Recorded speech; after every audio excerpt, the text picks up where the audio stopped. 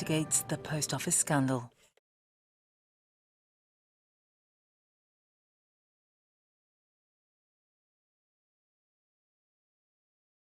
Okay, you ready, Joe?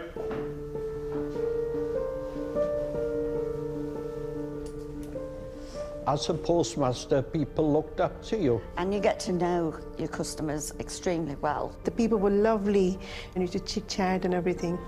You'd be like the agony aunt of the village. Yeah, it was lovely. It was good. It was a good laugh. Those were the nice times. The time is 27 minutes to 8. The news headlines this morning: the world of many sub-postmasters was turned upside down. They found themselves being accused by the post office of false accounting and fraud. Some went to jail. I told them straight away, you know, I said, there's a problem here.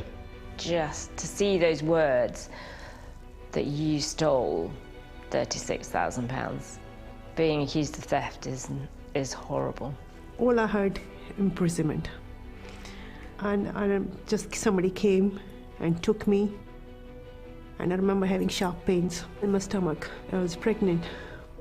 They were about as far from criminals as it's possible to be. Just clearly trustworthy, decent and kind people. This is a document from July 2010, and they're talking about you. It is absolutely vital that we win, as a failure could bring down the whole Royal Mail system. All these people they knew. To be honest, I got no words. Bastards. Sorry. If there had been any miscarriages of justice, it would have been really important to me in the post office that we actually surface those. You just literally wanted to face her up and say, excuse me, why did you just lie? Come on, old love. I'm not blind. Come on, sweetheart. It's unbelievable. You don't expect it, do you, in the post office?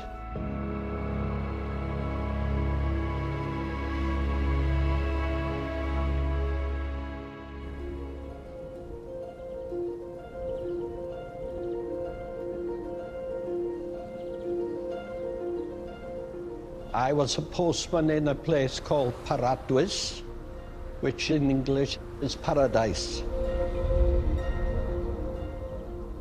Very happy. As a postman, I spent 32 years of that, and I took over the postmaster's job in about 1993. Opening up at 9 in the morning, selling your stamps, your pension, and doing a lot of other things. Until that morning at 7:30 on October the 13th, 2005, when the two investigators came in. I knew I had a problem then. Money was going missing. There was a lady and a gentleman, and I was sitting in my living room, and as she walked through the door, she said, "The thief is there. Cuff him." Hundreds of sub-postmasters had their lives turned upside down, and it was all because of a faulty IT system. In 1999-2000, the post office rolled out this IT system to every single post office in the country, and it was called Horizon. Horizon is an accounting system used by the post office, and what's notable about it is the scale of it.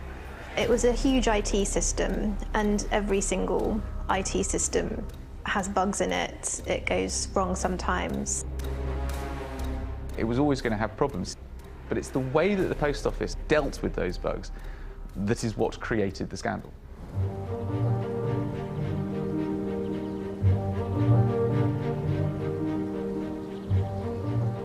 Computers were a bit magic to me. You touch buttons and things happened. Horizon tells you how much money you should be holding in your branch. Computers were very strange to us. I was going through my stock, and the cash was all right, the stamps were all right, yet Horizon was telling you that you had money missing. I almost went blind panic thinking, it's got to be here somewhere. And I was like throwing paper all over the place thinking, well, it's got to be here. I was like a mad woman. There's a clause in all of their contracts that made them responsible for any money that had gone missing. It didn't matter how that money had gone missing. All that mattered was that the system said it wasn't there, and so they had to pay it back. You were phoning the helpline, and honestly, you were talking to people that, to me, at the time, were more or less learning themselves. If you had holes in your accounts, the post office would say they are your responsibility. You have to make them good because that's our money, and if you can't explain or demonstrate you know how and where this money has gone, it's on you.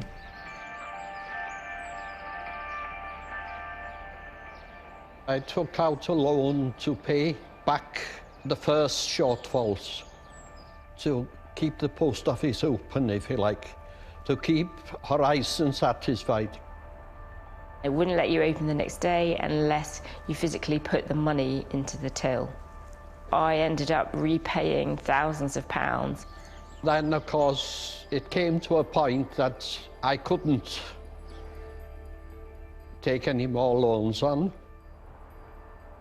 Once the postmaster had run out of their own money to shovel into this black hole in their accounts, they were left with a serious dilemma, because they knew if they raised their hand to the post office, there was every chance the post office would just take their business away from them. So some of these terrified people just hid the holes in their accounts, hoping that somehow it would right itself a few weeks or months down the line. But of course, if the post office found out about that, it would go after them for the criminal offence of false accounting.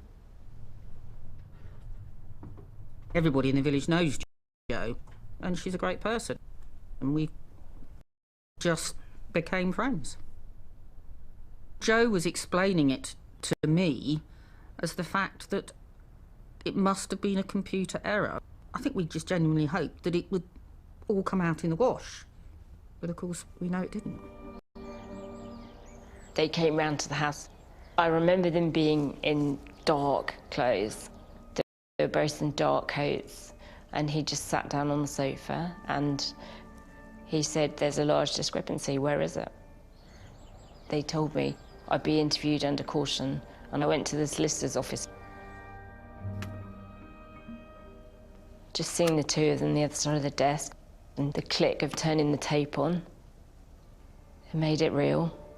It made the whole thing real, and you realised how serious it was. I thought, oh God, this is it, you know, I'm in the criminal justice system. They were about as far from criminals as it's possible to be. Just clearly trustworthy, decent and kind people. It just didn't compute. I told them straight away, you know, I said there's a problem here.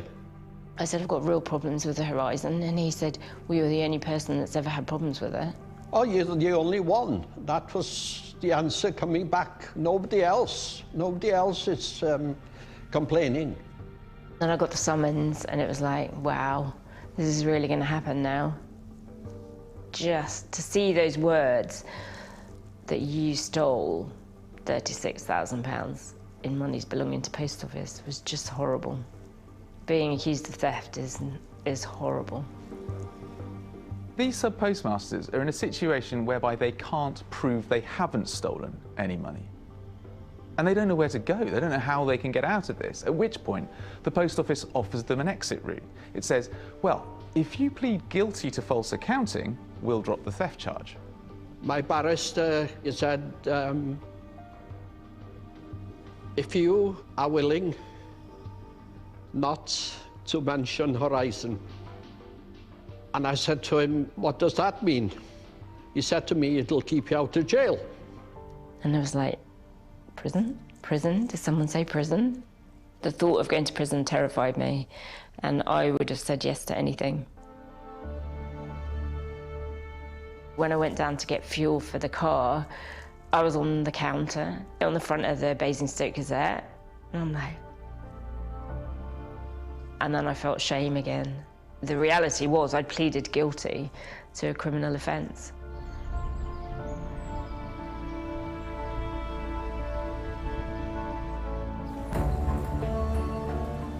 We went into court and the judge said, I'm sentencing you, he said, to 9 months, and I was waiting for suspended sentence, and he said, no, I'm sorry, he said, take it down. I never knew the day was so long. It was horrible. Locked up in a cell in a very, very old prison. I daren't think if that happened to me again. I would not like to be locked up again.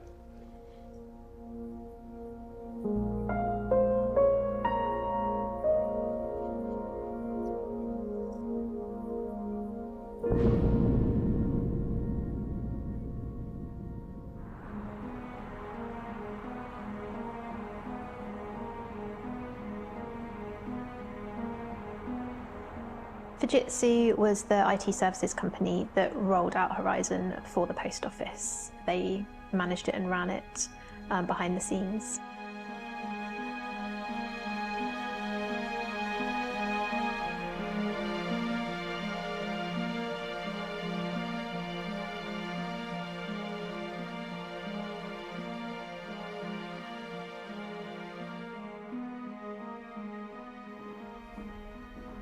It was pretty well understood that the system was pretty ropey.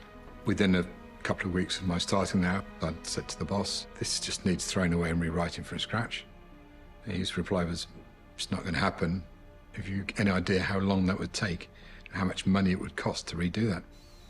There were bugs and errors in the system that we were aware of that affected the postmaster's balances. So there are bound to be problems that are going to cause balance discrepancies that you're just not aware of. They may only crop up once for a postmaster, but if that causes a £25,000 error, it's caused a hell of a problem for that postmaster.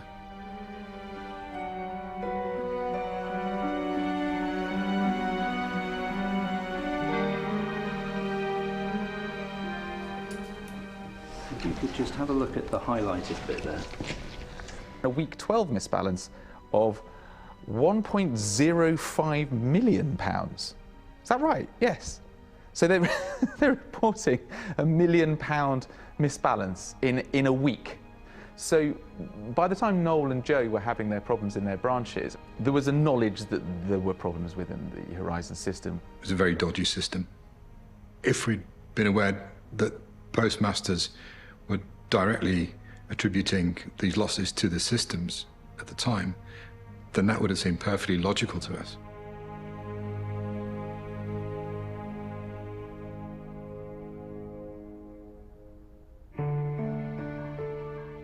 Any investigator, whether it's police, post office, should be investigating fairly. They shouldn't just be looking for evidence that is damning. They should also be looking for evidence that supports the fact that this person is innocent. I'll give you the whole lot and have a look at it. A standard statement could be obtained from Fujitsu covering the fact that the discrepancies would not be due to system error. I think they are absolutely wicked. Crooked. Why would you do that to somebody? I just want to ask them why. The post office had private prosecution departments. And what it meant was that it was able to bypass both the police and the Crown Prosecution Service. So they're really important institutional checks and balances. The post office was the victim, the investigator and the prosecutor all rolled into one. And unfortunately, over a period of years, its business interests got bound into its investigation and prosecution function. This should never have happened. There should be clear separation, but there wasn't. And that is where it went horribly wrong.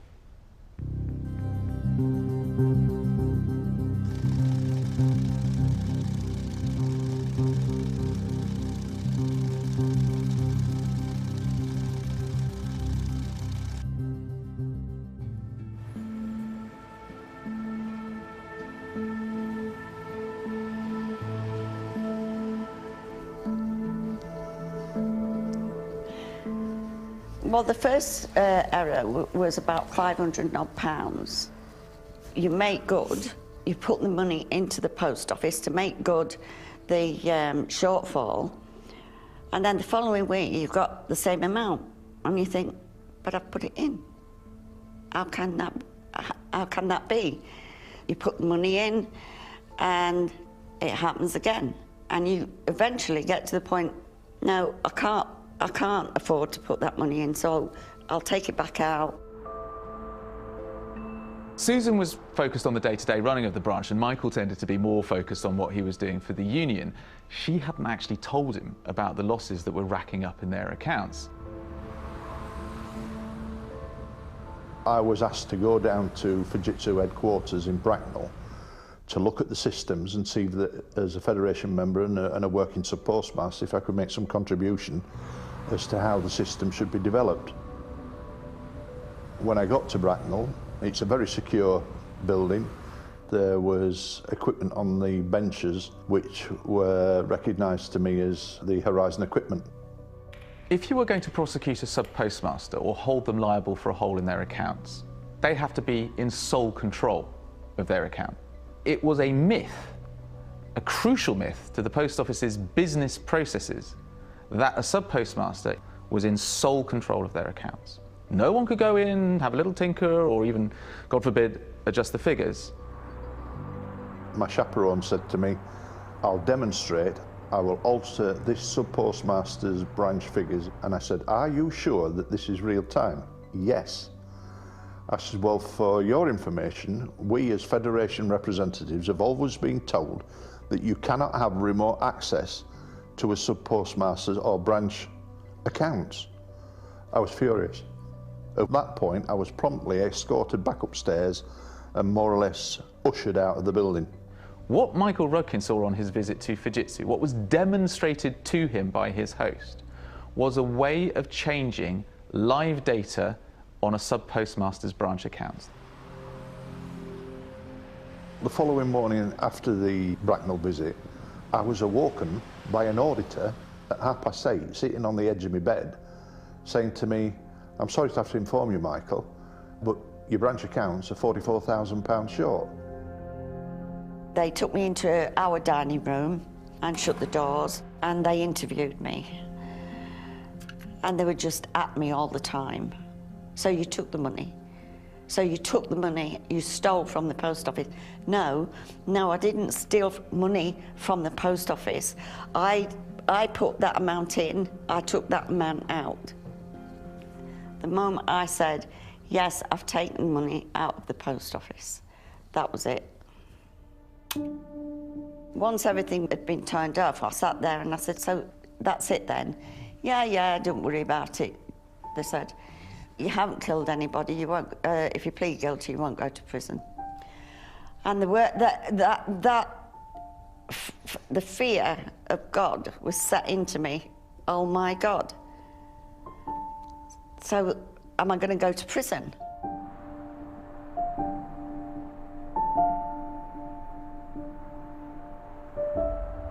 I felt shame and thoughts of taking my own life because I thought, I haven't done it. How am I going to prove? How do I prove that I haven't taken a penny? We were now facing the prospects of Susan wanting to take her life. It's hard enough as a husband.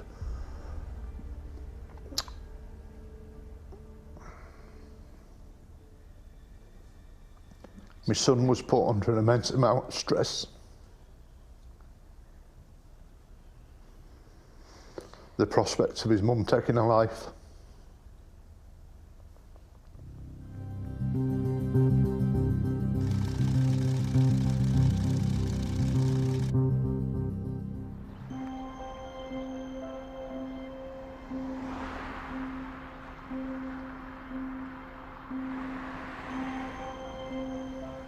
Two or three people had rung and said, I know someone this has happened to.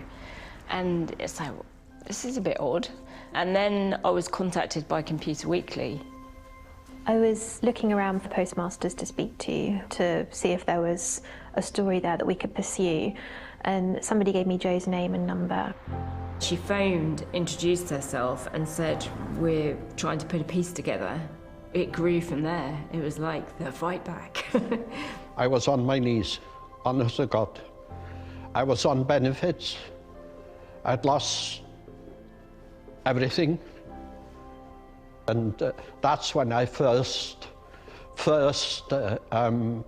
started thinking that there were other people apart from myself. I felt galvanised about the story that we were writing. I completely believed that they were innocent of what they were being accused of, and I really wanted to help them. After sort of several months of finding these people and writing about them and getting as much backup evidence as we possibly could, we published in May 2009. I got it the week it came out, or whatever. It was weekly. Was it weekly or monthly? It was weekly. Yeah.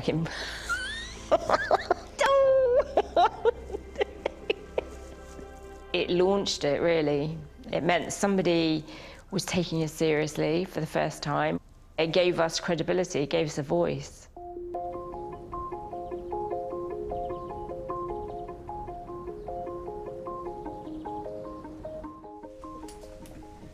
I was going on internet. That's when I find out about Joe's case.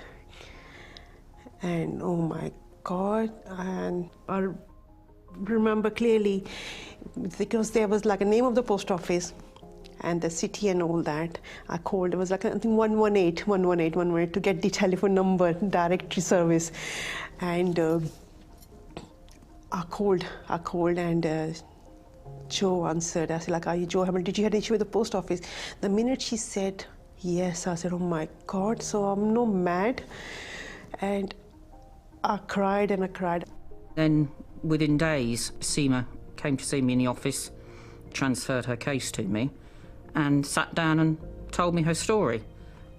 And it was like having Joe sat in front of me again, because all the same issues came out.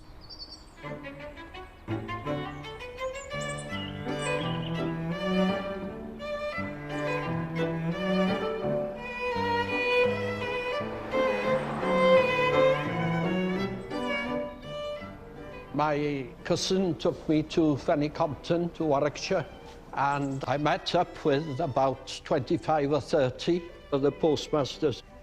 And I remember my cousin telling me then, my God, these people aren't thieves, are they? I can remember Izzy took me. It was freezing cold. It was a quintessentially English occasion. There we were, all drinking tea and biscuits in the village hall.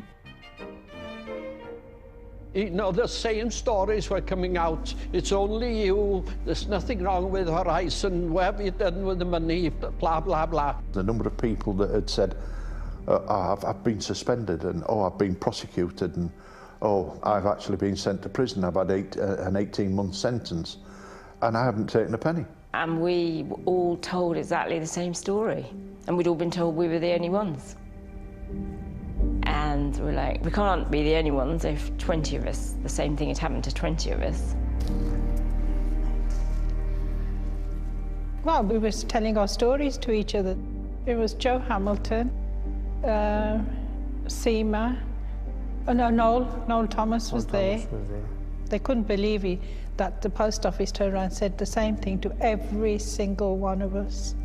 It was like, oh my God, no, they can't get away with it. These are people that had never met each other, didn't know each other at all, yet they're coming up with that same core element. And I thought, no, this is not right. That there is something hugely wrong here. I say to Rubina, we'll fight this case, you're not guilty, and the courts will hear us.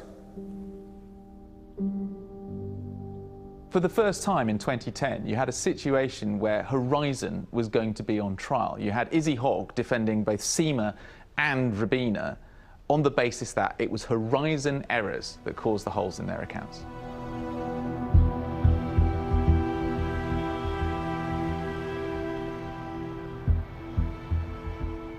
We had a faith that at least we got a good legal team. Izzy is there, and we got a good legal team. It will be fine. I was trying to ask to really get more information out of them as to whether or not the Horizon system was working properly. It was like drawing teeth. And they were under a duty to disclose anything that undermined their case or supported the defence. You had Fujitsu not admitting in various witness statements of bugs that they knew about.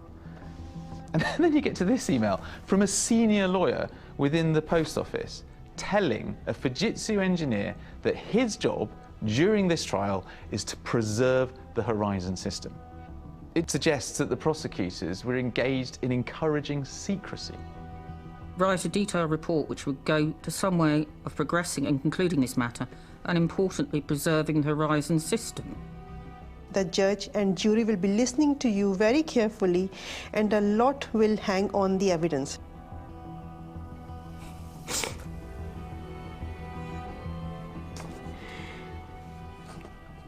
Just for the monthly salary, you know.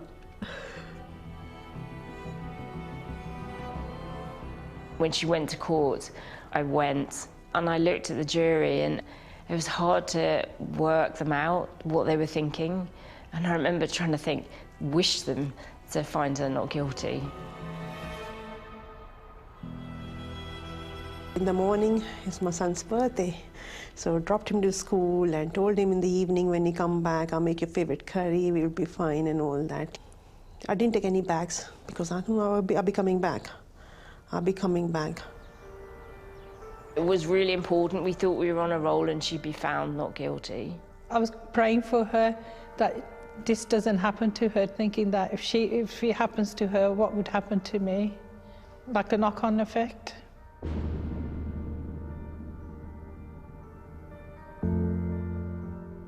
I just numb. I know he's saying something, but all I heard, imprisonment. And just somebody came and took me, and I remember having sharp pains in my stomach. I was pregnant. I was saying oh my God, I just lied to my son. I said to him, I'm going to see him in the evening. And I won't be able to now.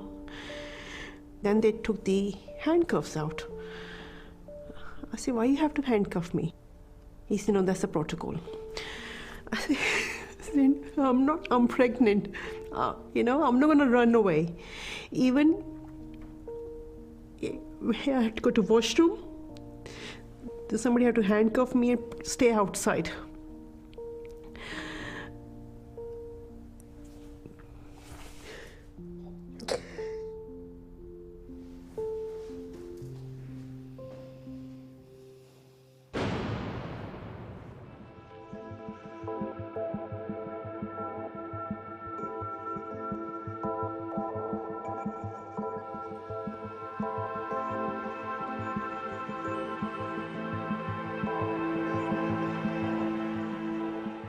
The number of prosecutions raised a lot of questions.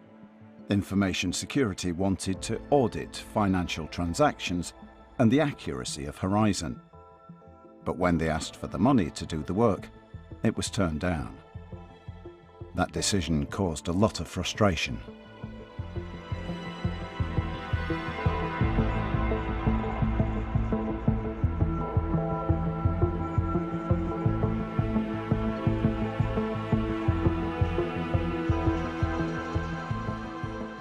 What is extraordinary about this report is that it says any perception that the Post Office doubts its own systems would mean that all criminal prosecutions would have to be stayed. It would also beg a question for the Court of Appeal over past prosecutions and imprisonments. These are the top bods at the Post Office being told that one potential stumbling block that could come from looking into their IT system might be that they uncover miscarriages of justice. And the response, as far as we know, was to do nothing. So back in August 2010, they knew that they were already in a position where effectively they should be stopping prosecutions, and yet they ploughed on. Now, this is unbelievable. Unbelievable.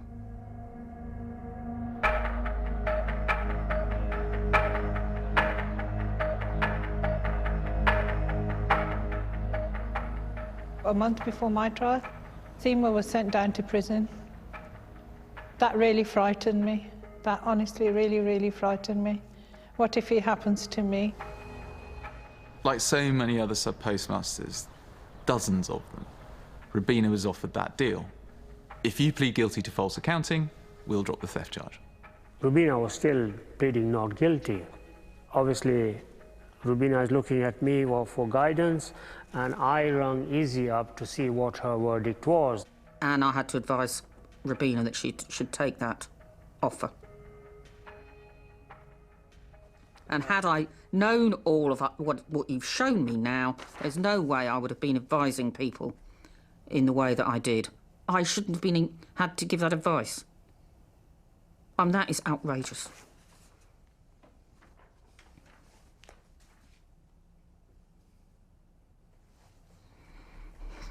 Sorry. I shouldn't have been put in that position. I had to give advice to people, which in cases ended up going to prison. I shouldn't have been put in that position.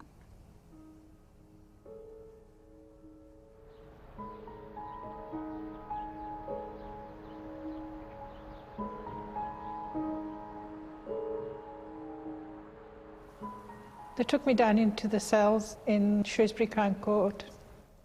It was a shock to the system, you know. The barrister had said that she's been taken to Foston, and I googled Foston and I cried my eyes out. You can literally see how bad that prison was. I couldn't even get in touch with him, or my family, or anybody. It's so difficult.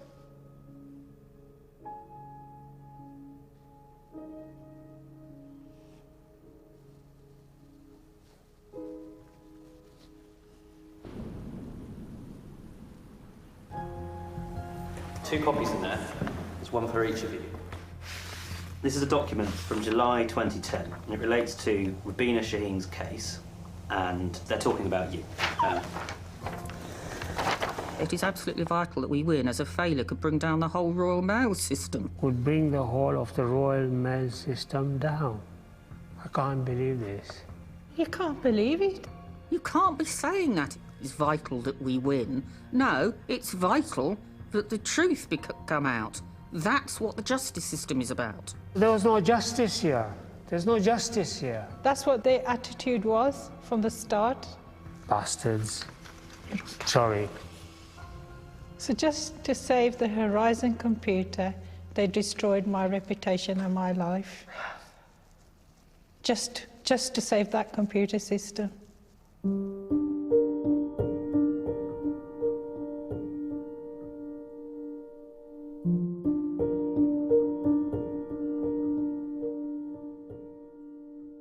We were thrown out on the street with nothing on us except the clothes that we were wearing. They took everything away from us. What we thought that if we had our own business, we build it up, have a comfortable life. They just took every single thing away from us, even our house. To live in that sort of situation is really bad. Slowly, it just destroys you.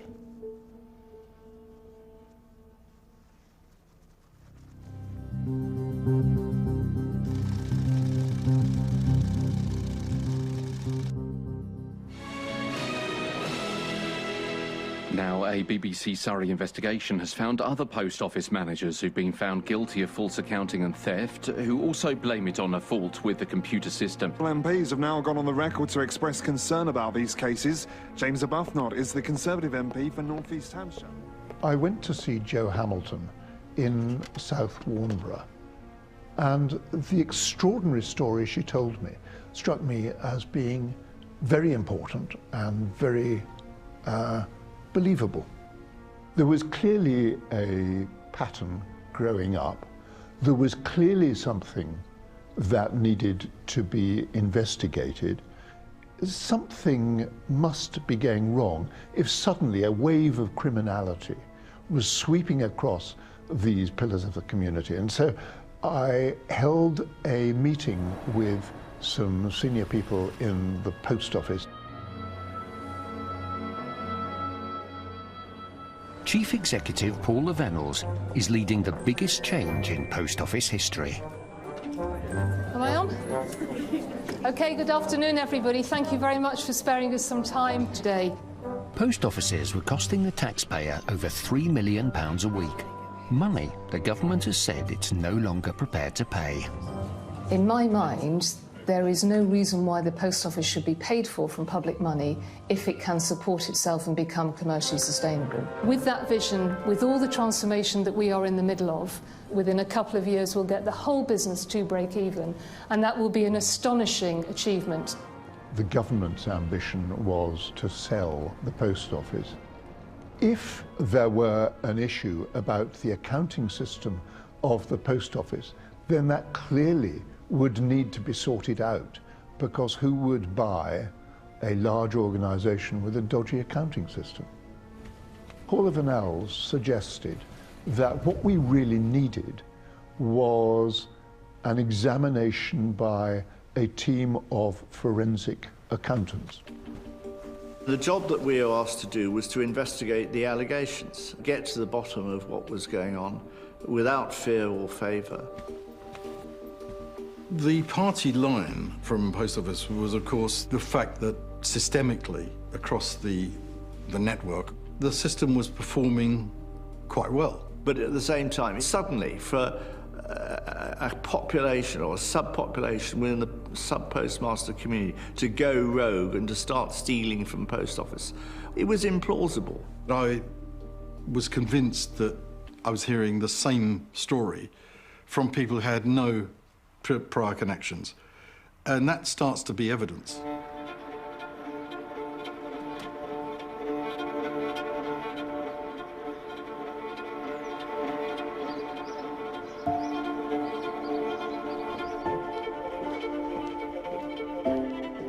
Martin and I married in '82. We had 2 children. He liked all sorts of sports. He was a very good sportsman. He loved cricket. That was his passion, cricket. We decided to look into buying a post office, and Hope Farm Road came on the market, and we decided to go for it. It was a very busy post office, and he successfully ran it for many, many years, 13, 14 years. And then all of a sudden, money started going missing. We had to pay the money back in order to carry on trading, otherwise they would have closed us down. They hounded him, they persecuted him. Didn't seem to be any end to it at the time. This was an experienced businessman who'd built a good life at the post office, and now he was being told that something he was doing was wrong. And he was sliding towards fragility and ruin. And then they told him they wanted to terminate his position as sub-postmaster, and they gave him 3 months. You know, Martin hit rock bottom. He said goodbye on the Monday morning. I was going to work an hour later. It came on the radio, I think, about an accident that had happened on the road that we travelled on, the A41. I just knew it was Martin. I think he'd been planning it, I really do. He waited for a bus to come along and he stepped in front of it. He was a proud man, and I think he thought he was letting us all down. His children, his parents, and me. They turned the machine off, I think, in the morning, and the worst thing for me was seeing my children. I had to see the dad die.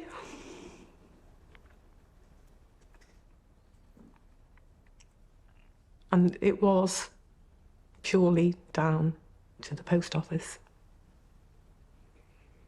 Nobody else. So I blame them.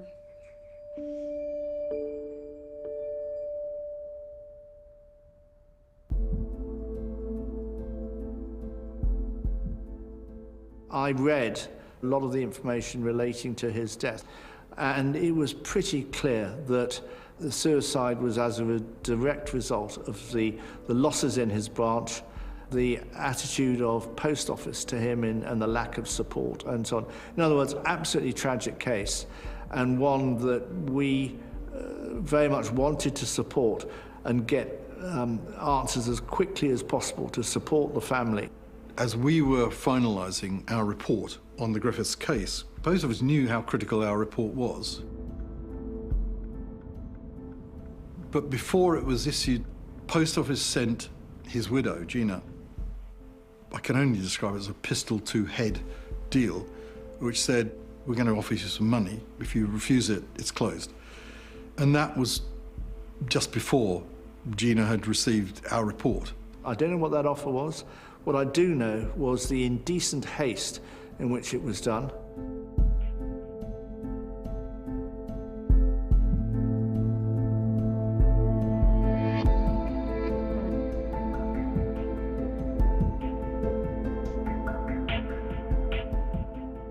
A decision was clearly taken to pay her off before anyone got wind of what the Post Office knew. That is an attempt to suppress and cover up the truth. I think they felt that if the facts behind the Martin Griffiths suicide became known, that would be, tabloid headline news, and that this was a way of preventing that happening. I think it is shocking behaviour, particularly bearing in mind we have an ordained priest as the chief executive at the time. My faith has been absolutely central to transforming the Post Office. And a passage that means a great deal to me is 1 Kings chapter 3, starting at verse 5. Give to your servant an understanding heart, that I may discern between good and evil. Aspiring to his wise and understanding heart seems a very good place to start.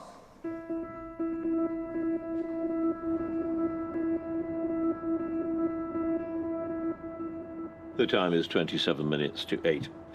It's 10 years since the world of many sub-postmasters was turned upside down. Well, a group of MPs took up the cause of the sub-postmasters. Now, this is a national scandal. Noel Thomas did more than his fair share of good for people, and he ended up in prison because of this system. The Post Office then started proceedings against Mrs. Rudkin for false accounting.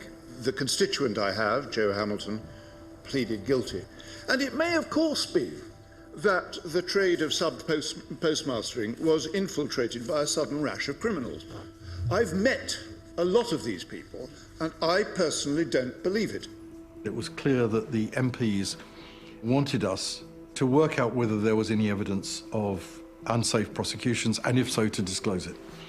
And boy, it leapt out at us almost immediately. The first file I picked up was Joe Hamilton. I was shocked to find on her prosecution file, it said the Post Office investigator had found no evidence of theft. And I immediately thought, well, hang on, Joe was charged with theft. And I felt that we were potentially looking at misconduct by prosecutors as well as miscarriages of justice. However, as we started to uncover matters which were clearly dangerous and harmful to the business model and the brand, the attitude started to harden. Boy, did the shutters come down.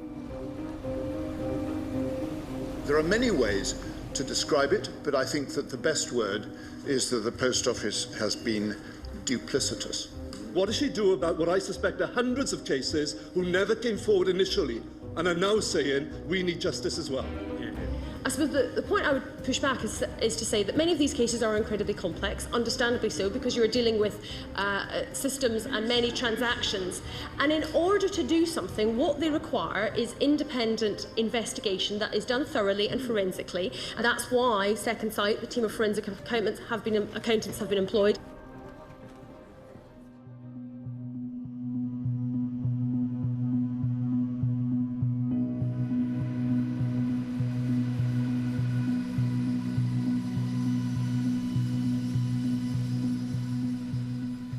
Right, Project Sparrow Subcommittee, heavily redacted. I haven't seen this. This is one of your discoveries, I suspect. However, until he deems that they are not performing their role, it will be difficult to dispense with them. It's a worrying sign of decisions being made at a senior level of which we were unaware, which was all part of the damage limitation. Simply disgraceful behaviour. The government had a representative on the board, on the subcommittee, that was reporting to the minister and to the government. So, in my view, it is completely inconceivable that the government was unaware of the proposal to sack second sight. In fact, the government probably was complicit in that decision.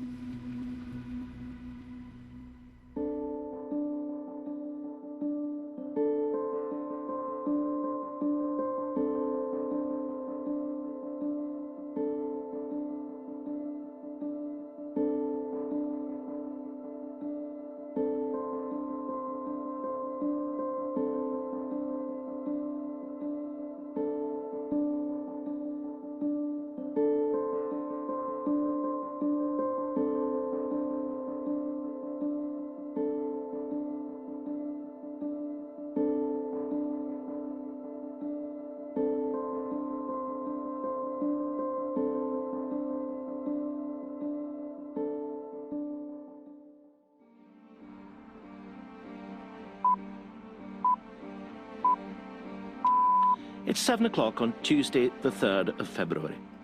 It still remains one of the most extraordinary days in the whole of this story, because Paula Venables had repeatedly refused to give any outlet an interview as to what was going on. I felt I had a duty to members of Parliament to tell the truth. And perhaps the most important failure to disclose to us is the full access to the legal and prosecution files. We went and sat in the audience. Yeah, quite a day to see them put on the rack.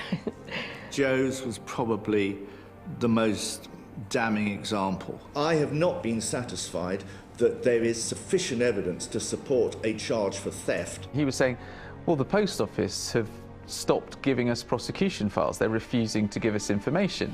Paula, why don't you give those files over? What's the problem? So I think the point I want to pick up first, if I may, is... No, answer my question first. Why won't you give Ian Henderson those files? We have, as far as I'm aware, Mr Zahawi, we have shared whatever information was appropriate on every single individual. That's not what Ian Henderson's saying. It is the first time, personally, I have heard that. I'm very happy to go away and have a look. She was squirming, and I really thought, we've got her now. You've been told by... Angela, I don't know Paula's organisation that under no circumstances you'd be given those files. Is that right or wrong? Who told you that, Ian? It came up at one of the working group meetings which you and I were present at. Ian, I don't recall that Ian is completely... Well, this sounds like a shambles to me. You came in here and opened by saying the system's working beautifully. You now realise why you're in front of the committee, is that right? You had the chief executive of the Post Office being directly contradicted in Parliament by her own independent investigator, and yet denying that there was any sort of problem going on. And the MPs were just agog. If there had been any miscarriages of justice, it would have been really important to me in the Post Office that we actually surface those. And as the investigations have gone through, so far we've had no evidence of that. You just literally wanted to face her up and say, excuse me, why did you just lie? Did you not read my legal file? You know, did you not read it said there was no evidence of theft? And then you talk about miscarriages of justice in the next breath.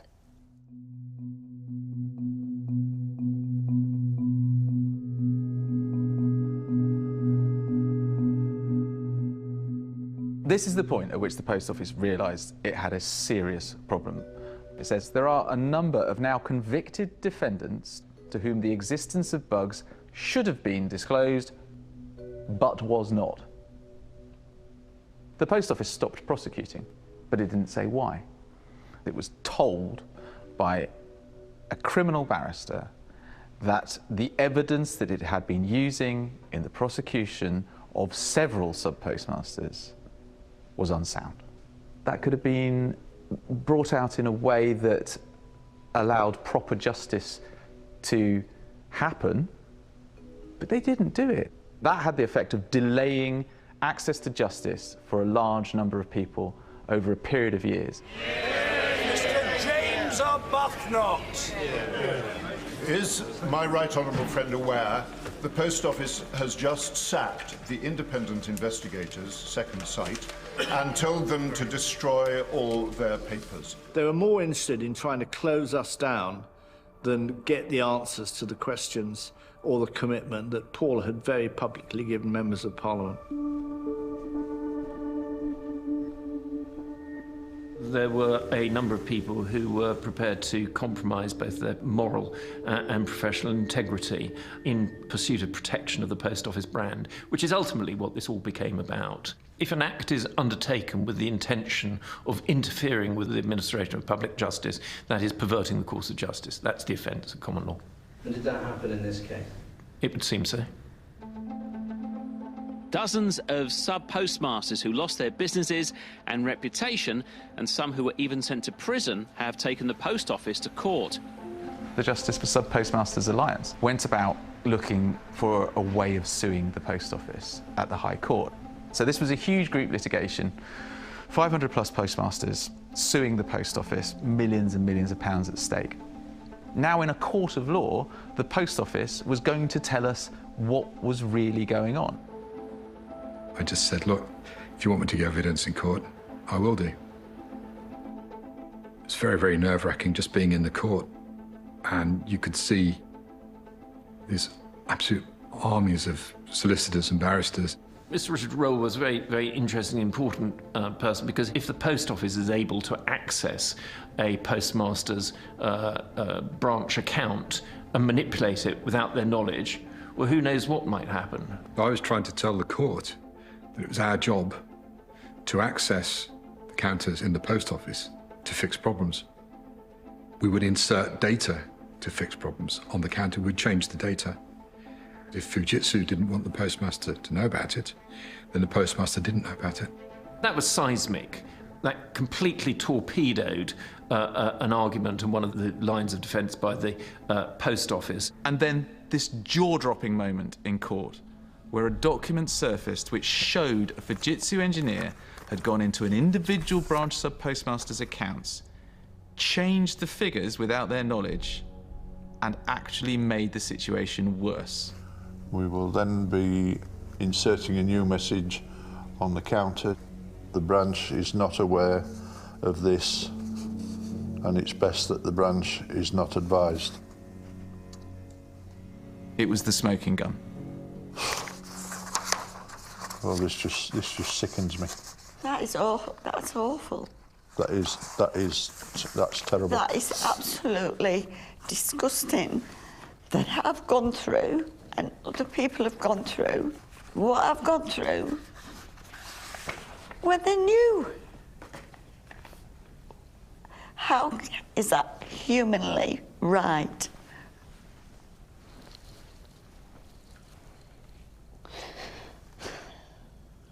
Come on, old love. I'm not blind. Come on, sweetheart. Come on.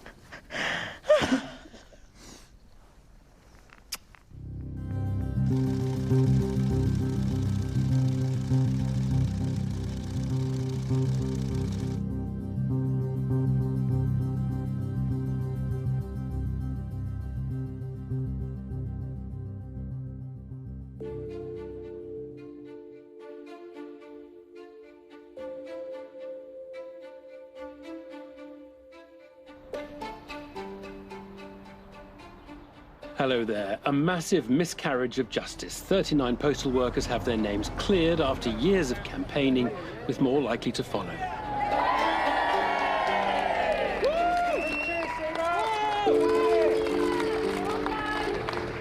Quite emotional, actually, but it's amazing. Lovely. Can you remember what the judge said? He said they'd steamroll us over the sub-postmasters, and that will stick in my head forever. It's been a long time, 16 years, you know, but at last The sun's shining and I'm free.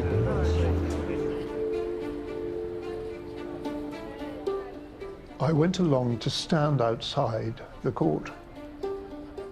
It was wonderful. The fact that they were having their reputations rehabilitated.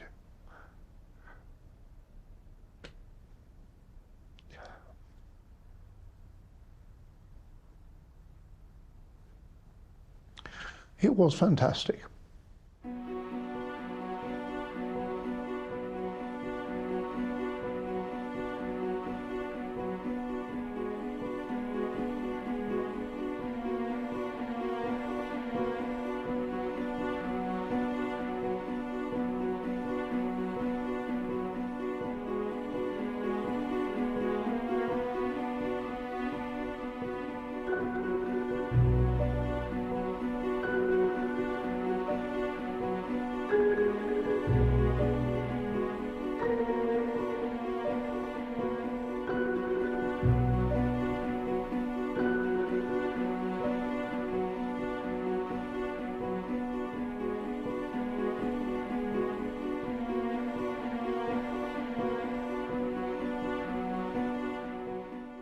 Thus far, no one has been held to account or accepted responsibility.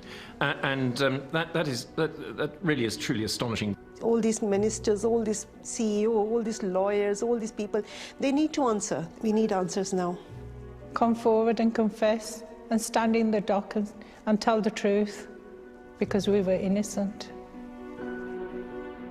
I'd like to see these people come back to justice. People in their position being paid a lot of money, hiding the truth. Make them feel like I felt when I lost everything overnight. People can't be allowed to get away with it. Justice would be for everybody to be put back to where they would have been had none of this happened. Sub-postmasters have lost everything and they need it giving back.